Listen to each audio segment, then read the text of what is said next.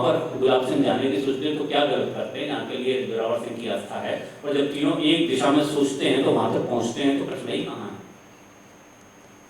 अभी पंडिता जी ने बहुत सारा बताया, इधर से तिब्बत से गए और वहां गए, बीच में शायद नहीं छूटा हुआ कैलाश मानसरोवर, और छूट भी गया होगा अगर कहीं रिकॉर्ड में नहीं भी होगा। हालांकि वेद का उन्होंने वर्णन किया, उससे लेकर नीलमणि पुराण जो अंतिम है वहां तक सदे के उनके वर्णन है। लेकिन हो सकता है कि कहीं ये ना लिखा मिले कि उस पर भारत राज्य करता था, क्योंकि तीर्थों पर राज्य करने का कभी परंपरा नहीं रही। लेकिन ये भी कहा है कि किसी और का राज था। जनरल जोरावर सिंह को मानसरोवर जाने से रोका गया तब युद्ध हुआ, या लहासा जाने से रोका गया तब युद्ध हुआ? मुझे लगता है कि लहासा जाने से रोकने के लिए युद्ध हुआ। मानसरोवर तो हुआ थे, उन्होंने पूजा की थी, आराधना की थी, पत्नी को भी बुलाया था, शांति से सब कुछ करके चले आए थे अपने सैनिक अधिकारियों के साथ। मानसरोवर कैलाश जाने को तो किसी ने नहीं रोका। युद्ध तो हुआ जब वो लहासा जाने की कोशिश कर रहे थे। इसीलिए अगर चुनौती लहासा के लिए है तो समस्या मानसरोवर पर हमें क्यों माननी चाहिए? इसलिए इस प्रकार के कुछ बातों को हमें सोचने की समझने की जरूरत है। राजतरंगिणी में भी वही वर्णन है, राजतरंगिणी में गांधार का भी वर्णन है। कृष्ण गए हैं वहां पर, सिंधु के तट पर उनके पुत्र का विवाह हुआ है, और कृष्ण के स्वागत में कैसे तोरण बनाए गए हैं और कैसे नदी तट पर वेद मंत्रों का पाठ हो रहा है, ये सब वर्णन राजतरंगिणी में है। तो ये जो वर्णन है वो अगर वहां पर है तो वहां तक भारत की सीमाएं, अब महाभारत के काल पर मैं आज बात नहीं कर रहा हूँ, ये उस पर कभी अलग कर सकते हैं, आपकी मर्जी है कि आप कितना पुराना मानते हैं महाभारत को। अब ये भी नया एक म्यूजियम बना है कश्मीर में, उसमें लिखा है 3री शताब्दी में महाभारत लिखा गया। 3री शताब्दी लिखा गया माने सिकंदर पहले आया और महाभारत बाद में हुआ, लिखा गया या तो ये सब की अपनी समझ हो सकती है। लेकिन कुल मिलाकर पिछले कई हजार वर्षों तक भारत का एक सेक्रेट ज्योग्राफी है जो नहीं बदली है। वो महाभारत में भी है, वो ऋग्वेद में, वेदों के सभी संहिताओं में है, वो महाभारत में है, वो पतंजलि के ग्रंथ में है, वो पाणिनि के में है, अभिनव गुप्त में है।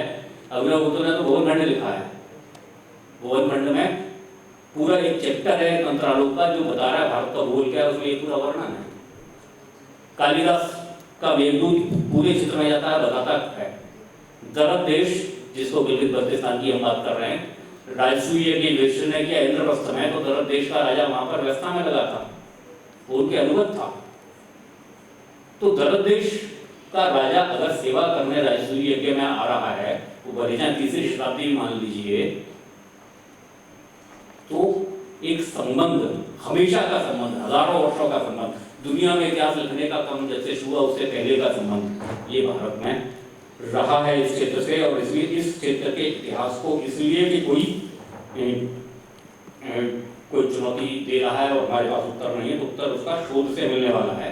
लेकिन इसका अर्थ ये नहीं है कि अगर हमारे पास आज जानकारी नहीं तो इसका मतलब वो सब कुछ हमारा नहीं था।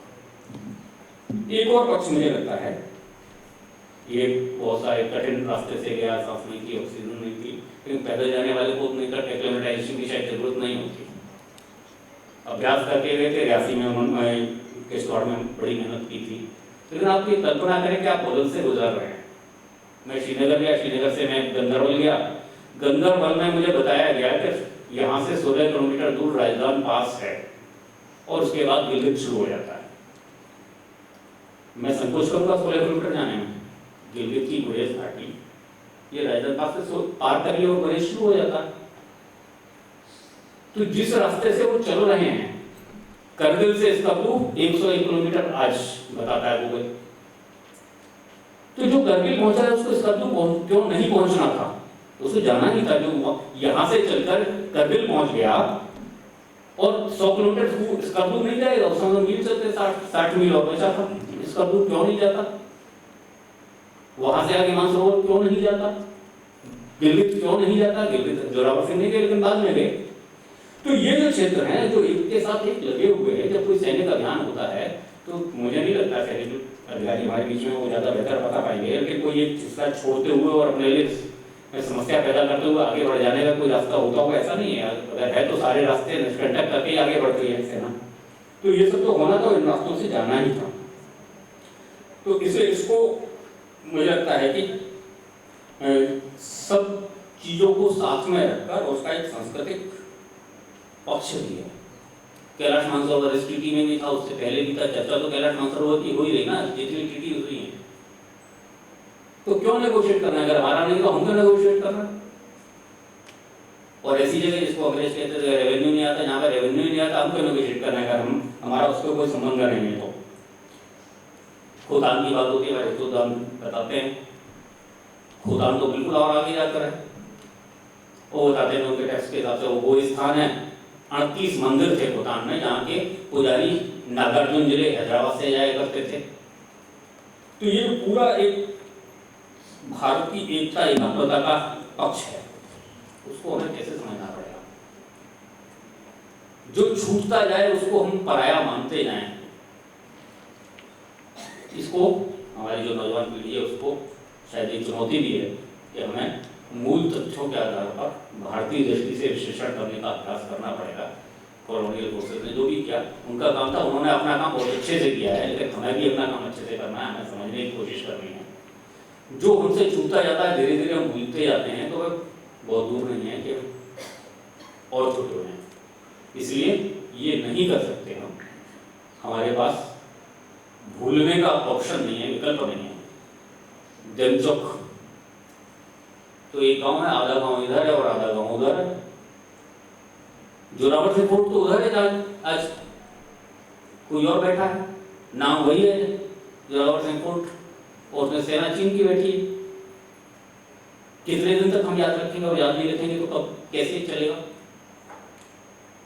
हर स्तर पर कठिनाई है। और इसलिए मुझे लगता है कि ये जो सेमिनार हुई है इतिहास को याद दिलाने के लिए, क्योंकि विनम्रता से मैं कहना चाहता हूँ, मैं बहुत बार एलओसी पर जाता हूँ, हमारे सैनिक अपनी जान हथेली पर लेकर खड़े हुए, प्रणाम है उन्हें, लेकिन ऐसे ही मैं कभी पूछ लेता हूँ कि सामने क्या है, तो कहते पाकिस्तान है।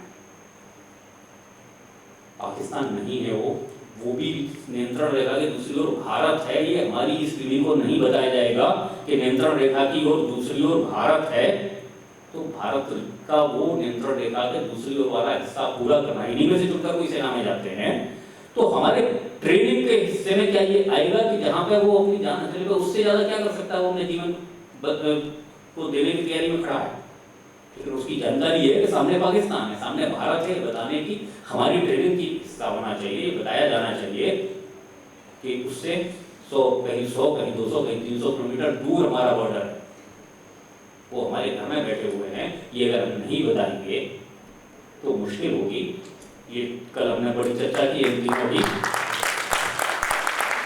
महाराजा रणजीत सिंह, महाराजा गुलाब सिंह और उनकी एक एग्जीक्यूटिव पावर जैसा जनरल जोरावर सिंह, तीनों ने मिलकर एक साझा सपना देखा, भारत के उत्तर पश्चिम क्षेत्र को फिर से एकात्म करने का। ये रिक्लेमिंग है, अपने हिस्सों को कहीं पीछे चले गए उनको फिर से वापस लेने का।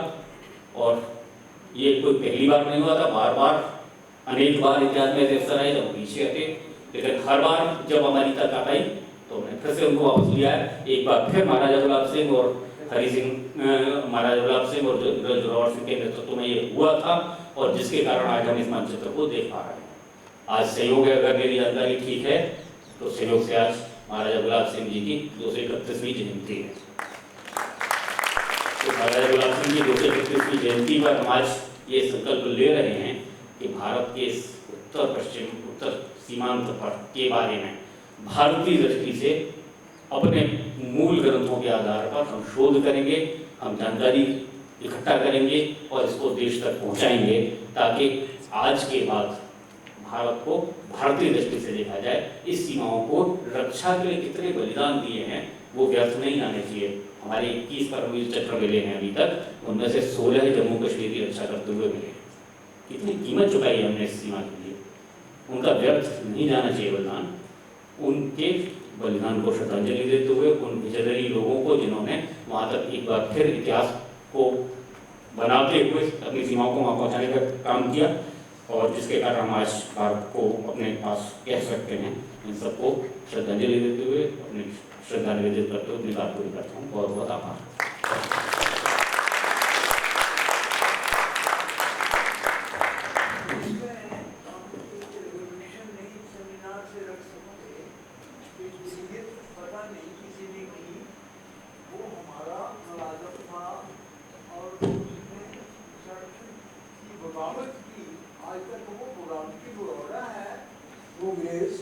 जिसने गवर्नर हमारे को कैद कर लिया था।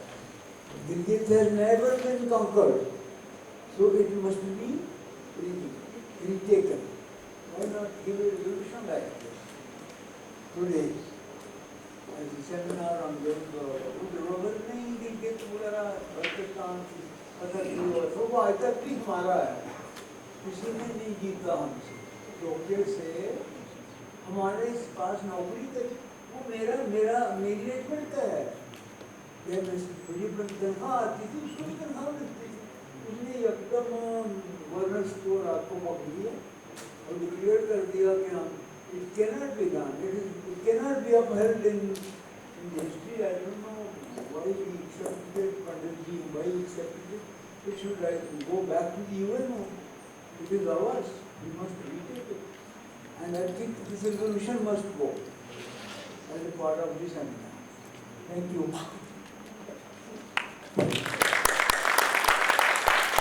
Thank you so much, sir, for presenting an interesting insight on the life and personality of General Zorawar Singh and beyond.